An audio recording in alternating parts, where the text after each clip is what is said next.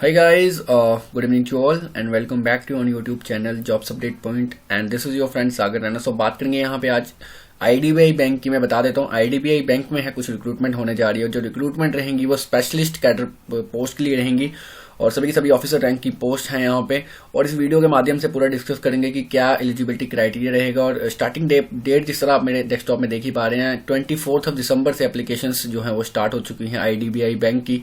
और last date है जो रजिस्ट्रेशन की वो रहेगी 7 जनवरी की। माफी चाहूंगा सबसे पहले कि कुछ दिन से 1-2 दिन से मैं जब अपडेट आपको जॉब की नहीं दे पाया, बिकॉज पंचायत अकाउंट असिस्टेंट के रिजल्ट के रिगार्डिंग ही हम 1-2 दिन से वहां पे सफल थे और बिजी शेड्यूल रहा। और अब बात करेंगे यहाँ पे इसकी एप्लीकेशन डेट आप देख चुके हैं स्टार्टिंग की और लास्ट डेट, तो डीपली डिस्कस करेंगे किस किस तरह की पोस्ट रहेंगी स्पेशलिस्ट ऑफिसर्स की और जो है एप्लीकेशन फी और एज फैक्टर क्वालिफिकेशन पूरा इस वीडियो के माध्यम से मैं आपको डीपली आराम से बताऊंगा। और बात करते हैं, अगर मेरे चैनल में नए हैं जो अभी तक सब्सक्राइब नहीं किया तो जॉब्स अपडेट पॉइंट को सब्सक्राइब कर दें, साथ ही में बेल आइकन को जरूर दबा दें। और वेबसाइट है हमारी जो www.preparedforjobs.com, वहां पे इसका टाइमली अपडेट हो चुका है, आप वहां पे देख सकते हैं। और साथ ही में बात करेंगे अगर इंस्टाग्राम अकाउंट की जेके जॉब्स अपडेट पॉइंट का, वहां पे जो है इसका अपडेट जस्ट मैं इस वीडियो के साथ ही डाल दूंगा, तो वहां पे भी आप विजिट करके जो है इसकी इन्फॉर्मेशन ले सकते हैं। कुछ क्यूरी हो किसी वीडियो के रिगार्डिंग, जब पंचायत अकाउंट असिस्टेंट के रिजल्ट के रिगार्डिंग, तो आप जो है मुझे डायरेक्ट मैसेज कर सकते हैं मेरे इंस्टाग्राम अकाउंट में।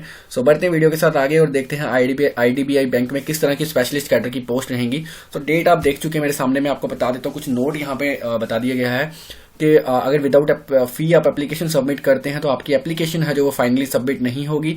और जिस पोस्ट के लिए भी अप्लाई करेंगे सिर्फ एक पोस्ट के लिए ही अप्लाई कर सकते हैं आप, एक टाइम मल्टीपल पोस्ट के लिए जो है आप अप्लाई नहीं कर सकते। सो बढ़ते हैं इस रिक्रूटमेंट एडवर्टाइजमेंट के अंदर क्या क्या चीजें आती हैं। तो रिक्रूटमेंट एडवर्टाइजमेंट नंबर रहेगा 01 और 2021 का जो फाइनेंशियल ईयर है इसके लिए इस ईयर की एडवर्टाइजमेंट है। बात करेंगे सीधा पोस्ट में, तो मैं आपको बता देता हूँ ग्रेड्स और पोस्ट के बारे में। DGM ग्रेड डी की जो पोस्ट है वो कुल मिला के 11 वैकेंसीज जो है एडवर्टाइज की गई हैं, जिसमें 7 वैकेंसीज अनरिजर्व कैटेगरी के लिए रहेंगी। और बात करूंगा SC के लिए 1 रहेगी और ST के लिए कोई पोस्ट यहाँ पे नहीं दिखाई गई है। OBC में 2 पोस्ट और EWS कैटेगरी की बात करूंगा 1 पोस्ट रहेगी। और AGM ग्रेड C की बात करूंगा तो इस पोस्ट में जो है 52 पोस्ट जो है एडवर्टाइज कर दी गई हैं। 23 पोस्ट ओपन कैटेगरी के लिए रहेंगी, 8 पोस्ट आप देख सकते हैं SC कैटेगरी के लिए, 3 है यहाँ पे ST कैटेगरी को दी गई है। OBC के लिए 13 पोस्ट और EWS के लिए जो 5 पोस्ट रहेंगी। मैनेजर की पोस्ट आगे ग्रेड B में, जिसमें कुल मिला के 62 पोस्ट जो है यहाँ पे एडवर्टाइज कर दी गई है।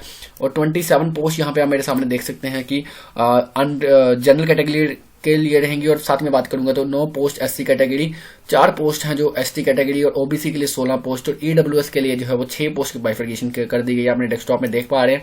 और बात करेंगे असिस्टेंट मैनेजर की तो ग्रेड A की पोस्ट रहेगी और 9 कुल मिला के 9 वैकेंसीज यहाँ पे एडवर्टाइज कर दी गई हैं। और जनरल कैटेगरी की बात करेंगे कुल मिलाकर 6 पोस्ट रहेंगी, 1 पोस्ट जो है शेड्यूल कास्ट कैटेगरी को रेफर कर दी गई है और 2 पोस्ट हैं जो OBC कैटेगरी के लिए रहेगी। हालांकि यहाँ पे ST और EWS की बात करूंगा तो कोई भी पोस्ट जो है एडवर्टाइज नहीं की गई है grade A post assistant manager के लिए। कुल मिला के 5 पोस्ट रहेंगी PWD कैंडिडेट्स के लिए। सो कुल मिलाकर 134 पोस्टों के ऊपर जो एडवर्टाइज करने जा रहा है IDBI बैंक। और एडवर्टाइजमेंट है जो वो इस फाइनेंशियल ईयर की ही आप देख सकते हैं, एडवर्टाइजमेंट नोटिफिकेशन नंबर 1 से है।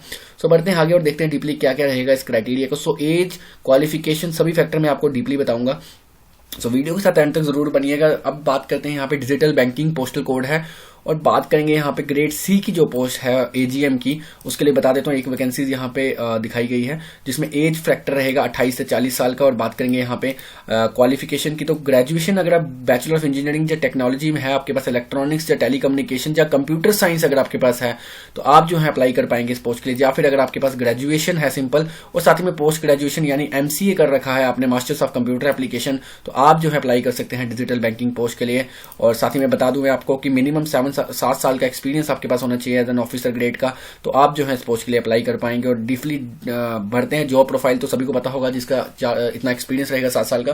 सो आप डेस्कटॉप पे देख भी पा रहे हैं, डीपली मैं हर पोस्ट को नहीं बता पाऊंगा, वीडियो काफी लंबी हो जाएगी। तो बढ़ते हैं अगली पोस्ट के लिए, ग्रेड B की बात करेंगे। यहाँ पे ग्रेड B में 4 पोस्ट हैं और डिजिटल बैंकिंग ही पोस्टल कोड रहेगा। तो क्वालिफिकेशन आप डेस्कटॉप में देख सकते हैं, क्वालिफिकेशन सेम रहेगी, बस एक्सपीरियंस यहाँ पे 4 साल का कर दिया गया है 7 साल से। और अगर आपके पास 2 साल का एक्सपीरियंस जो है 4 साल से, वो वो होना चाहिए ऑनलाइन चैनल आपको हैंडल करना आना चाहिए, यानी iNet और मोबाइल बैंकिंग एप्लीकेशंस को हैंडल करना आना चाहिए। बात करेंगे अगली पोस्ट की।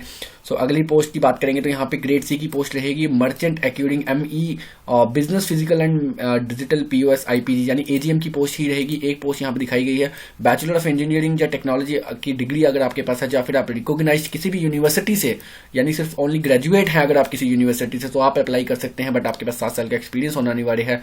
और बात करूंगा यहाँ पे 4 साल का एक्सपीरियंस आपके पास MA बिजनेस का में होना जरूरी है। इंटरनेट पेमेंट गेटवे या UPI का जो है आपको नॉलेज रहनी चाहिए इस चीज की।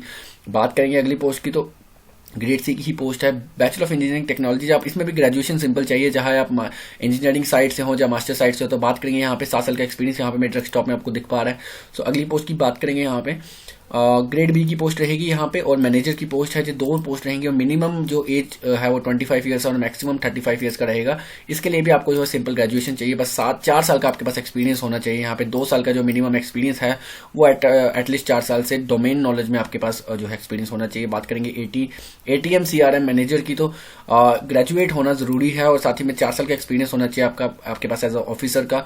और डोमेन जो है ATM इंडस्ट्री की, यहाँ पे जो आपको थोड़ी बहुत नॉलेज होनी बहुत जरूरी है। बात करेंगे यहाँ पे AGM की ही, और ग्रेड सी की पोस्ट रहेगी। और क्वालिफिकेशन आप देख पा रहे हैं ओनली ग्रेजुएशन ही है, चाहे मास्टर्स में माफ कीजिए चाहे इंजीनियरिंग साइड में ले दूसरी साइड अपने फर्दर ग्रेजुएशन ले सिंपल, तो उसमें जो है वो आप देख पा रहे हो। और डिजायरेबल क्वालिफिकेशन की बात करूंगा तो अगर आपके पास मास्टर्स ऑफ बिजनेस एडमिनिस्ट्रेशन है, यानी MBA है, या PGDBA या PGDM के डिप्लोमे हैं पोस्ट ग्रेजुएशन के, आपको डिजायरेबल क्वालिफिकेशन यहाँ पे जो बेनिफिट दे सकती है और प्रेफरेंस जो है आपको मिल सकती है। एक्सपीरियंस आप मेरे डेस्कटॉप में देख ही पा रहे हैं। आगे बढ़ते हैं।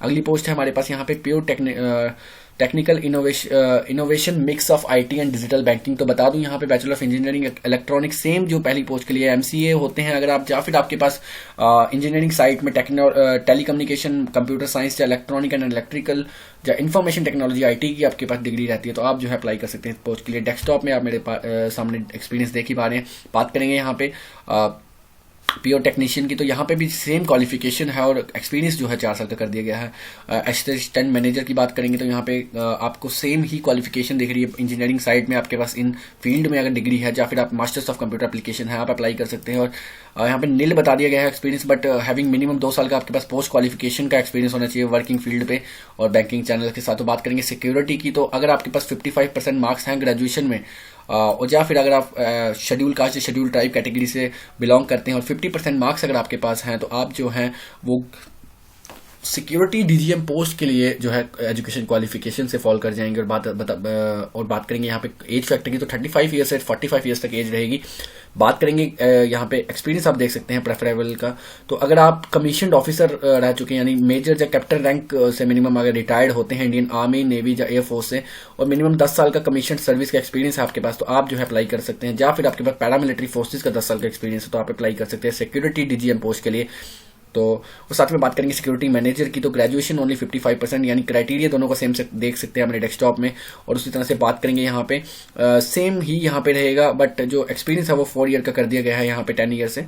अगली पोस्ट देखते हैं यहाँ पे एनालिटिकल मैनेजर की है यहाँ पे। और अगर आपने BSc ऑनर्स कर रखा है मैथ्स या स्टैटिस्टिक्स में, या फिर आपके बैचलर ऑफ टेक्नोलॉजी या इंजीनियरिंग है इलेक्ट्रॉनिक्स या कंप्यूटर साइंस में, आप जो है अप्लाई कर सकते हैं इस पोस्ट के लिए। अगर आपके पास एक्सपीरियंस है कि हाउ टू डील या डिग्री है आपके पास डाटा एनालिटिक्स की या फिर डेटा साइंस की, तो आप जो है अप्लाई कर सकते हैं। आपको प्रेफर किया जाएगा FRMG डेटा एनालिटिक्स की पोस्ट के लिए। बात करेंगे 4 साल का एक्सपीरियंस, यहाँ पे मेरे डेस्कटॉप में आप देख पा रहे हो 2 साल का जो है ऑपरेटिंग एज एन एनालिटिक्स का एक्सपीरियंस आपके पास होना चाहिए बैंकिंग या फिर फिनटेक सेक्टर की बात करें तो। बात करेंगे फ्रॉड रिस्क मैनेजमेंट की और फ्रॉड एनालिस्ट की, तो बता देता हूँ यहाँ पे अगर आप बैचलर ऑफ कंप्यूटर साइंस हैं, यानी कि BSc आपके पास है, या BCA है, या BCom या BBA है आपके पास, आप जो है अप्लाई कर सकते हैं इस पोस्ट के लिए।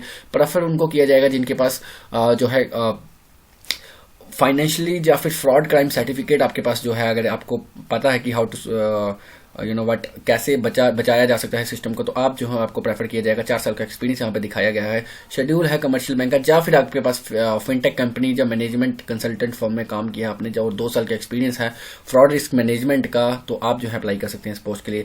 बात करेंगे आगे फर्दर पोस्ट की, तो यहाँ पे जी फ्रॉड रिस्क मैनेजमेंट ट्रेजरी की बात करेंगे तो एक पोस्ट है, ग्रेजुएशन आपके ओनली ग्रेजुएट होना जरूरी है आपको, मिनिमम जो एज की बात करूंगा 25 से 35 साल तक एज लिमिट रहेगी। एक्सपीरियंस मेरे डेस्कटॉप में आप देख पा रहे हैं, फ्रॉड रिस्क मैनेजमेंट सेम है और पोस्ट भी सेम है, एक्सपीरियंस यहाँ पे 2 साल का कर दिया गया है।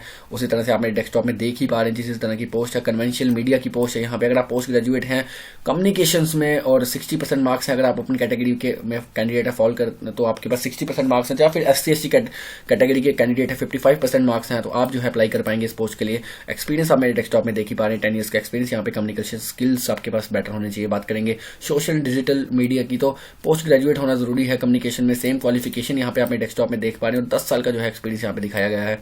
और इस पर्टिकुलर पोस्ट के लिए और स्किल्स और एक्सपीरियंस डिजायर्ड जो पर्सन है उसको प्रेफरेंस दी जाएगी। बात करेंगे आगे इकोनॉमिस्ट DGM की पोस्ट, तो पोस्ट ग्रेजुएट अगर आप हैं इकोनॉमिक्स में 60% मार्क्स हैं ओपन कैटेगरी के लिए, अगर SC/ST से बिलोंग करते हैं तो 55% मार्क्स चाहिए, और आपको 10 साल का वर्क एक्सपीरियंस चाहिए, 6 साल का at least relevant age an officer in scheduled commercial bank या RBI या PSUs किसी भी सेक्टर में अगर आपके पास है तो आप अप्लाई कर सकते हैं इस पोस्ट के लिए। कन्वेंशनल मीडिया की बात करूंगा, यहाँ पे ग्रेजुएट होने चाहिए, ओनली पोस्ट ग्रेजुएट होने चाहिए, 60% मार्क्स होने चाहिए, और SC/ST से बिलोंग करते हैं तो 55% मार्क्स होने चाहिए, आप इस पोस्ट के लिए अप्लाई कर सकते हैं। उसी तरह से इकोनॉमिस्ट की AGM की पोस्ट देख सकते हैं हमारे डेस्कटॉप में, ओनली पोस्ट ग्रेजुएशन है, सेम क्वालिफिकेशन यहाँ पे डेस्कटॉप में आपको दिख रही है, ओनली 7 साल का टोटल एक्सपीरियंस होना चाहिए, 4 साल का जो है एटलीस्ट आपके पास कैसे कमर्शियल बैंक्स RBI या PSU सेंटर्स का होना चाहिए उस पर वर्क करने का। उसी तरह से इकोनॉमिक्स मैनेजर की पोस्ट आप मेरे डेस्कटॉप में देख पा रहे हैं, ATM DGM की पोस्ट और एक्सपीरियंस आप जो है मेरे डेस्कटॉप में देख पा रहे हैं। अगर आप ओनली MC हैं और आपके पास एक्सपीरियंस है 10 ईयर्स का तो आप जो है अप्लाई कर सकते हैं ATM DGM की पोस्ट के लिए। बात करेंगे इंटरनल एप्लीकेशंस की, तो अगर आपके पास मास्टर या बैचलर डिग्री है कंप्यूटर इंजीनियरिंग में, तो या फिर अगर आप masters of computer application MC हैं और 10 साल का आपके पास एक्सपीरियंस रहता है तो आप जो है अप्लाई कर सकते हैं इस पर्टिकुलर पोस्ट के लिए।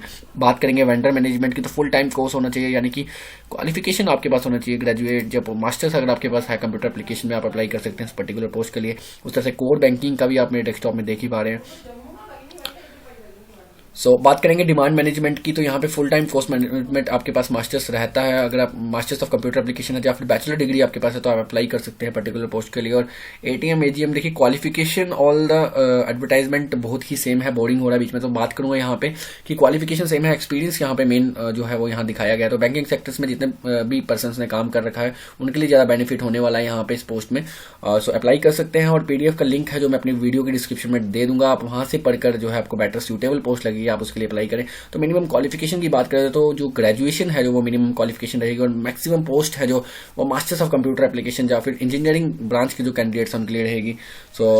वीडियो को यहीं पे मैं फिलहाल करता हूं खत्म, तो आप देख सकते हैं वीडियो के साथ, और कोई क्वेरी हो आप डेफिनेटली बता सकते हैं। और एज की बात करूंगा तो 5 साल की रिलैक्सेशन है यहाँ पे SC/ST कैंडिडेट को, OBC कैंडिडेट की बात करूंगा 3 साल की एक्सपीरियंस है, और PWD कैंडिडेट्स को 10 साल की छूट दी गई है। एक्स सर्विसमैन की बात करूंगा तो 5 साल की जो है छूट दी गई है आफ्टर योर रिटायरमेंट। और बात करेंगे यहाँ पे जो 1984 के अफेक्टेड रियॉर्ड्स में जो भी होंगे कैंडिडेट्स उनको 5 साल की जो है छूट दी गई है। एडवर्टाइजमेंट काफी लंबी है, इतनी तो डीपली मैं वीडियो के माध्यम से आपको नहीं बता पाऊंगा, बट पे स्केल की बात करें तो आप पे स्केल मेरे डेस्कटॉप में देख सकते हैं, सबसे मेन रहेगा यहाँ पे स्केल, एज क्राइटेरिया और क्वालिफिकेशन जो मैं आपको बता चुका हूँ आप देख सकते हैं एडवर्टाइजमेंट में। वीडियो के स्टार्टिंग से ही आपको स्टार्टिंग डेट एप्लीकेशन की लास्ट डेट बता चुका हूँ। आपको कोई परेशानी है डेफिनेटली बता सकते हैं। एप्लीकेशन फी की बात करेंगे, जितने भी कैंडिडेट SC/ST या PWD कैटेगरी से फॉल करेंगे तो उनको 150 रुपीज जो है वो पे करने पड़ेंगे, और जितनी भी अदर कैटेगरीज होंगी 700 रुपीज आपको पे करना है। और एप्लीकेशन मोड जो है वो ऑनलाइन रहेगा, और फी है जो वो आपको through debit card, net banking या क्रेडिट कार्ड के ही पे करनी पड़ेगी। So guys, thank you so much for watching this video के साथ बने रहने के लिए, और चैनल के साथ जरूर बने रहें, लाइक शेयर एंड सब्सक्राइब करें। मिलते हैं अगली अपडेट और अगली वीडियो के साथ। Thank you so much.